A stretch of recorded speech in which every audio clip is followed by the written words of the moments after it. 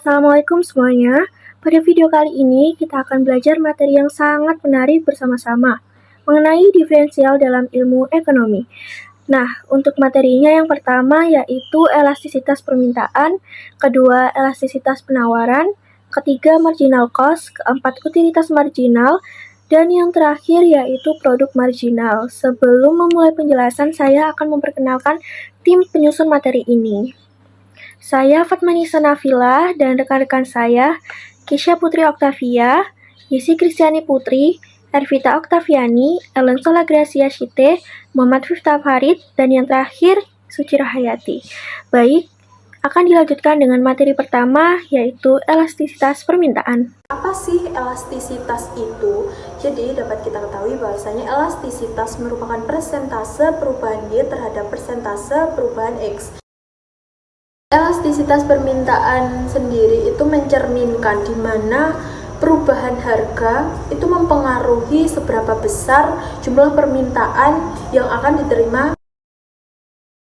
Seperti elastisitas permintaan merupakan jumlah barang yang diminta konsumen saat terjadi perubahan harga barang. Terus elastisitas permintaan sendiri adalah ED sama dengan DHD per DP dikalikan P per HD, yang dimana ED adalah elastisitas permintaan, DHD per DP adalah H aksen atau jumlah barang turunan pertama, lalu P adalah price atau harga barang, HD adalah jumlah barang atau demand yang diminta.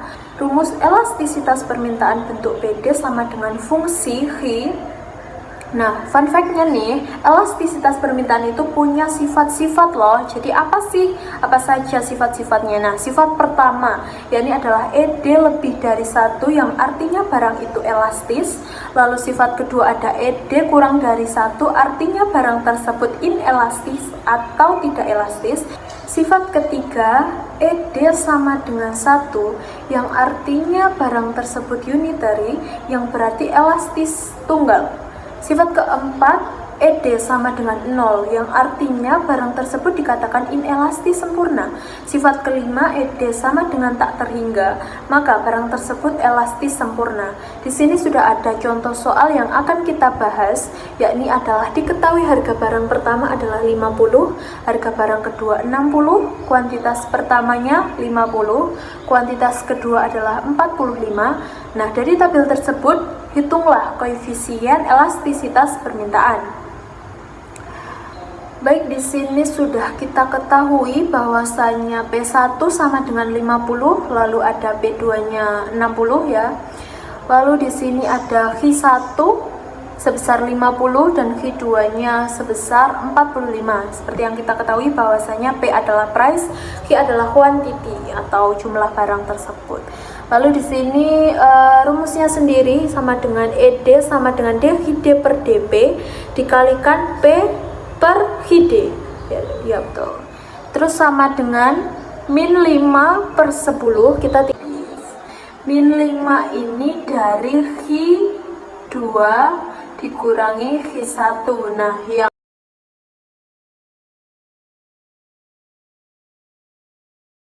10 dari P2 dikurangi P1.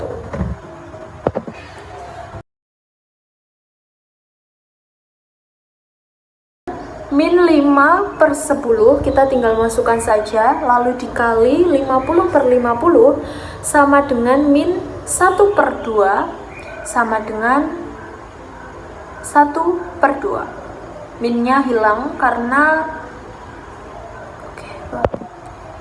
jadi kenapa jadi positif? Karena elastisitas harus harga mutlak.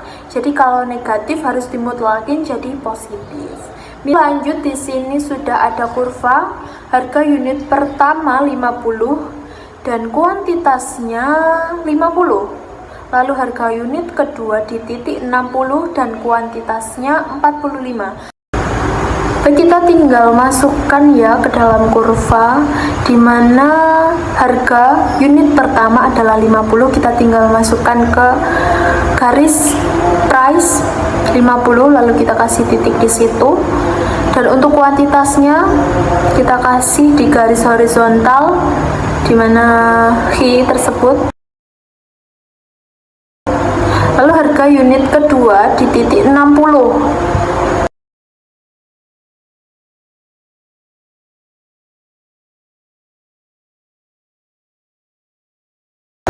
Di sini yang price. Lalu nya 45. Lalu kita tinggal tarik garis patah-patah sesuai dengan harga per unit dan kuantitas yang diminta, lalu sudah ketemu dua titik. Lalu kita tinggal hubungkan menjadi garis D atau garis diamond atau permintaan ED sama dengan 1/2. Teman-teman pasti masih semangat untuk lanjut ke materi selanjutnya dong ya. Oke, yang selanjutnya ada elastisitas penawaran.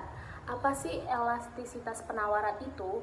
Elastisitas penawaran adalah perubahan persentase jumlah barang yang ditawarkan oleh penjual sebagai akibat dari adanya perubahan persentase pada harga barang itu sendiri. Elastisitas penawaran juga mempunyai beberapa sifat. Yang pertama, ES lebih besar dari 1, maka barang bersifat elastis. Yang kedua, ES kurang dari 1, maka barang bersifat tidak elastis atau inelastis. Yang ketiga, ES sama dengan 1, maka barang bersifat elastis tunggal atau unitary. Yang keempat, ES sama dengan 0, maka bersifat inelastis sempurna.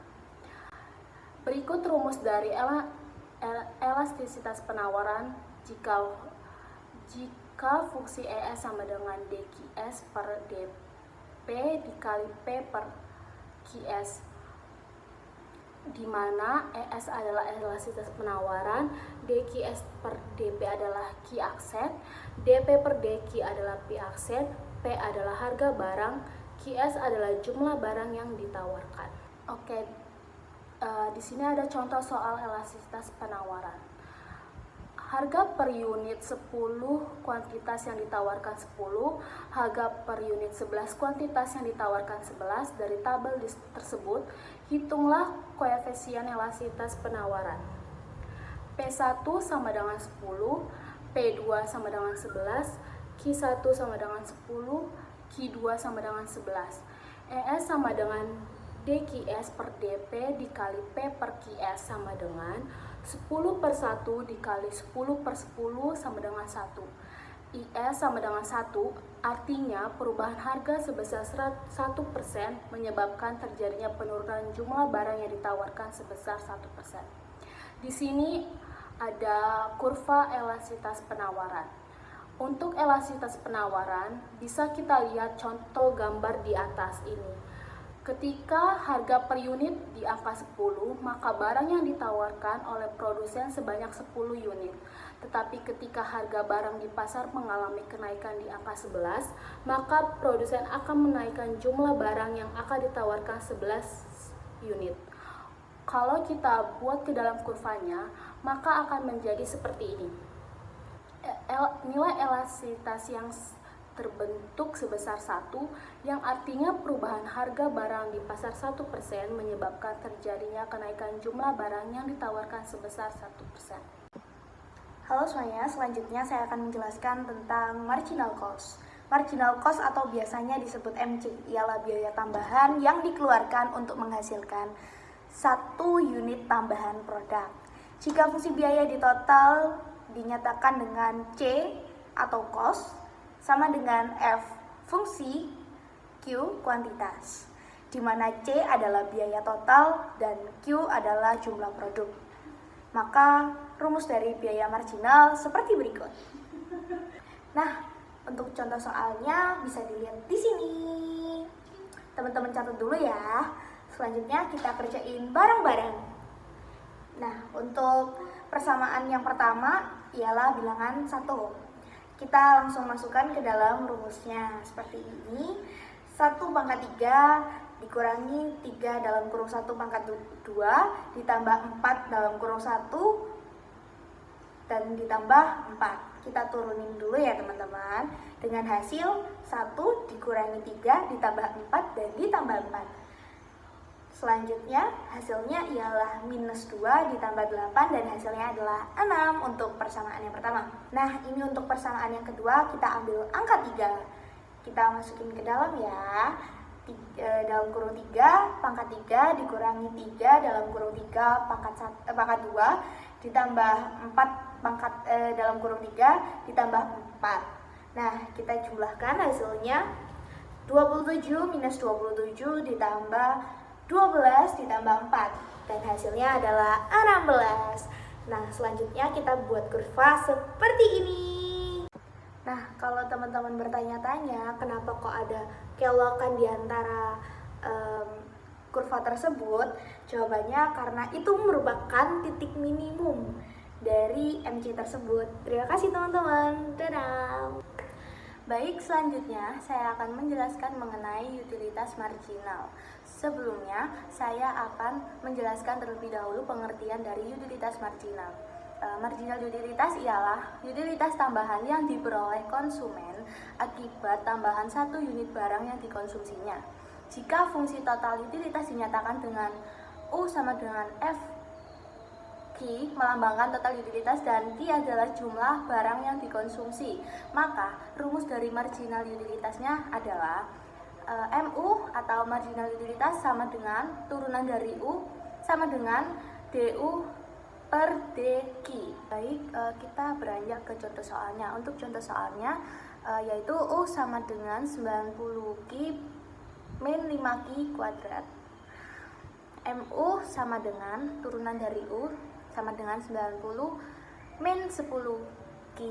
MU sama dengan turunan dari U sama dengan 90 min 10Q sama dengan 0. 90 sama dengan 10Q.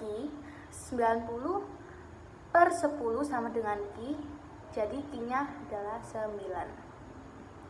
Karena sudah diketahui Q-nya adalah 9, langkah selanjutnya adalah kita substitusikan U maksimumnya sama dengan 90Q per 5Q kuadrat sama dengan 90, kita masukkan Q-nya yaitu 9, 90 kali 9 min 5Q yaitu 5 kali 9 kuadrat sama dengan 810 min 405 sama dengan 405. Baik, kemudian saya akan menjelaskan kurvanya. Di sini ada U maksimumnya yaitu 405, kemudian 90 itu dari permisalan jika U maksimum pada MU sama dengan 0. Kemudian kita masukkan saja titik MU sama dengan 90 min 10Q dan U sama dengan 90Q min 5Q kuadrat. Kemudian 9 adalah Q-nya, 18 didapatkan dari faktorisasi U sama dengan 90Q min 5Q kuadrat. Nah, jadi dari kurva tersebut dapat disimpulkan bahwa dalam kegiatan konsumsi yang dilakukan secara terus-menerus, mula-mula tingkat kepuasan konsumen atau nilai guna total meningkat. Namun, bila sampai pada titik tertentu, tingkat kepuasan tersebut akan semakin menurun. Sekian dari saya, terima kasih. Selanjutnya ada produk marginal. Apa sih produk marginal itu? Produk marginal atau marginal produk ialah produk tambahan yang dihasilkan dari 1 unit tambahan faktor produksi yang digunakan. Jika fungsi total produk dinyatakan P sama dengan Fx, di mana P melambangkan jumlah total produk dan X adalah jumlah input, maka marginal produknya yaitu MP sama dengan P aksen sama dengan dP per dx. Nah, berikut contoh soalnya. P sama dengan 9x kuadrat min x pangkat 3 dan MP sama dengan P aksen sama dengan 18x min 3x kuadrat. Untuk mencari P maksimum adalah P aksen atau P turunan pertama sama dengan 0, berarti P aksen sama dengan 18x min 3x kuadrat atau 0 sama dengan 18x min 3x kuadrat. Kenapa 0 di depan? Karena P aksen atau P turunan pertama sama dengan 0 yang artinya P aksen bernilai 0 untuk mencari P maksimum. Nah, selanjutnya untuk mencari nilai X maka harus disederhanakan dengan cara 0 sama dengan 18x min 3x kuadrat ini dibagi 3 semua. Maka diketahui bahwa penyederhanaan dari 0 sama dengan 18x min 3x kuadrat adalah X sama dengan 6. Lalu dimasukkan ke rumus P sama dengan 9x kuadrat min X pangkat 3. Karena nilai X-nya sudah diketahui, maka kita tinggal substitusikan saja. Jadi 9 kali 6 kuadrat dikurangi 6 pangkat 3 sama dengan 324 dikurangi 216, maka hasilnya 108. Berarti P maksimumnya adalah 108. Berikut kurvanya. Nah, karena sudah diketahui P maksimumnya, adalah 108 dan nilai X-nya 6, langsung saja bikin titiknya seperti gambar ini. Karena ini adalah produk marginal, jadi kita menarik garisnya mulai dari titik 0.